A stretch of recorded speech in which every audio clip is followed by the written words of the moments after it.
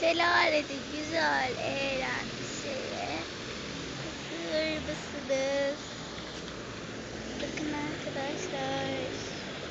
Kanlarım sıksın olsun değil mi? Size bakar mısınız?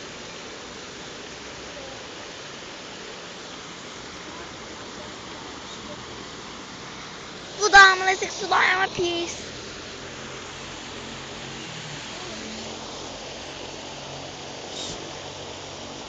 Şişeyi görüyor musunuz?